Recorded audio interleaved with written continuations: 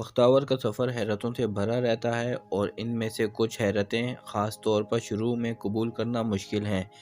اس کی توجہ اس ایپیسوڈ میں بدل گئی اور اس ایپیسوڈ کے اختتام تک میں مدد نہیں کر سکا، لیکن حیران ہوں کہ کیا اس کی والدہ کی بیماری شاید اسے دوبارہ پٹری پر لے آئے گی۔ اگرچہ بختاور کو گمراہ ہوتے دیکھ کر کچھ مایوسی ہوئی، لیکن ساتھ ہی یہ دیکھ کر بھی اچھا لگا کہ وہ کمال کا مظہر نہیں ہے، لیکن اس کے اندر تمام بنیادی انسانی جذبات ہیں جس کی وجہ سے وہ کچھ ایسا کرنے پر مجبور ہے جسے وہ جانتی تھی کہ درست نہیں۔ اب تک بختاور پوری طرح اپنے مقصد پر مرکوز تھی، لیکن دلاور کی طرف سے اس کی کشش نے کم از کم ابھی کے لیے اسے راستے سے ہٹا دیا ہے۔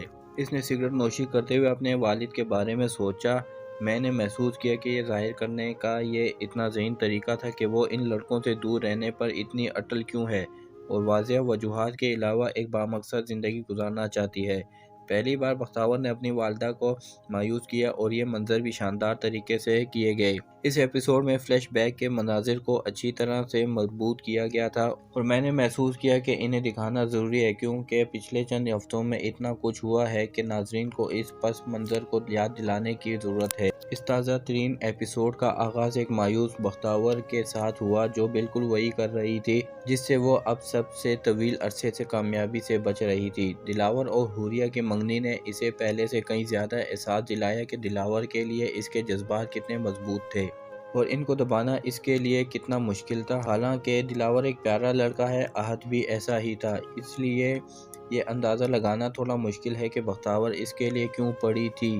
ٹریک کے اس خاص پہلو کو آہستہ آہستہ آگے بڑھایا جا سکتا تھا۔ کسی کردار میں اس طرح کی کمزوری اسے انسانی خصلتوں کی ایک قسم دیتی ہے جو ہم میں سے ہر ایک میں فطری طور پر موجود ہوتی ہے۔ اس لیے میں یہ نہیں کہہ رہا ہوں کہ بختاور نے جو کیا وہ غیر منطقی تھا، لیکن میں نے محسوس کیا کہ یہ بہت جلد تھا۔ اسی وجہ سے بختاور کا رد عمل قدرے شدید تھا۔ بظاہر یہ دلاور کے لیے دلاور کے شدید جذبات کو ظاہر کرنے کا مصنف کا طریقہ تھا، لیکن اس نے مجھے یقینی طور پر محتاط کر دیا۔ پہلی بار بختاور کی والدہ کو اپنی دوسری بیٹی کے بارے میں سوچتے ہوئے دکھایا گیا۔ اس کے خیالات میرے ساتھ گونج رہے تھے۔ یہ سمجھنا آسان تھا کہ وہ اچانک خوفزدہ کیوں ہو گئی اور خود اس کا مقابلہ نہیں کر سکی۔ اب تک وہ آرام سے سب کچھ بختاور کے ساتھ کر رہی تھی، تاہم اس نے ایک سے زیادہ بار اپنے حقیقی احساسات اور خوف کو بختاور کے ساتھ لطیف انداز میں شیئر کیا۔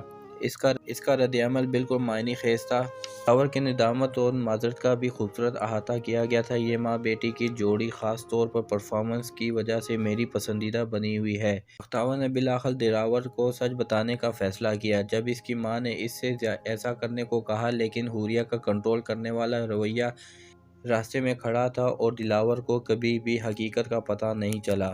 حوریہ ان امیر و جدید کرداروں میں سے ایک ہے جسے ہم اکثر ڈراموں میں دیکھتے ہیں، جو اپنی زندگی کے ساتھ بہت کچھ کر سکتے ہیں لیکن اپنا سارا وقت اور توانائی ایسے آدمی پر لگا دیتی ہے جو ان میں دلچسپی نہیں رکھتا۔ کردار کے بارے میں ابھی تک کوئی دلچسپ بات نہیں ہے۔ نورین گلوانی ایک 21 اداکارہ ہیں، لیکن یہ کردار اس کے لیے کافی نہیں ہے۔ دلاور کا اب تک کا کردار بھی بالکل سادہ ہے۔ میں اس کے زیادہ جارحانہ پہلو کو دیکھنا پسند کروں گا۔ جب بختو کی بات آتی ہے تو وہ تھوڑا بہت پیچھے رہ جاتا ہے۔